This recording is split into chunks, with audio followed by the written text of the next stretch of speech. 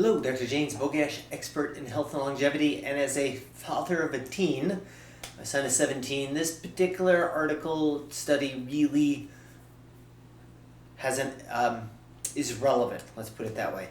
And not necessarily medical along the line that I typically talk about, but I certainly had to share this particular study. And it looked at used functional MRI, which detects how different regions of the brain are lighting up. And it was done on 6th and 7th graders and had everything to do with their checking social media.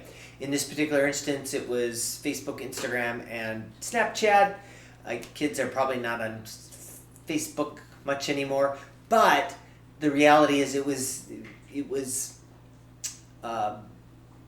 consistent with how kids act on social media. So it was irregardless of platform.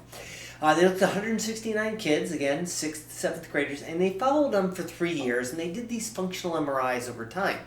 And one of the things they found was that the kids who checked their social media 15 times or more a day, which isn't a lot,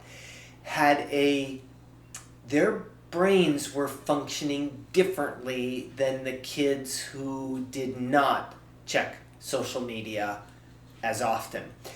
We all know that there are concerns with reward behaviors and this idea of likes and engagement, and that's all part of social media, right? And what's the point of putting anything out there if nobody sees anything?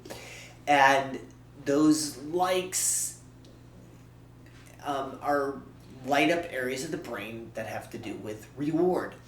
And they found that the more kids check social media, the more these regions lit up. So it's actually changing the way their brains were developing at a very critical time of brain development. So specifically, they were looking at the difference between that, like they tested this under, so how you do functional functional MRI is you'll have somebody under an MRI and you'll have them do different testing and look and see how the brain changes in its blood flow and activity. And it had everything to do with the testing that they use, has everything to do with social rewards and punishments.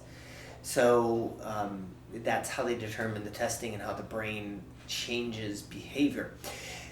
And it would not surprise me at all if anxiety we're really seeing a lot of anxiety in our kids. It seems like every teenager I have in my office now is dealing with some degree of anxiety. And gosh, I hate to sound like the old guy, but social media is probably what's driving this anxiety. Kids are exposed to stuff that they don't need to be exposed to at that age when they don't have the ability to discern what really is important and what is not.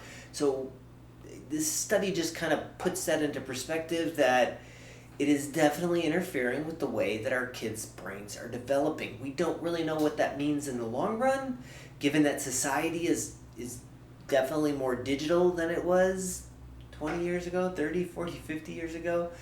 Only time will tell, but generally probably not a good thing.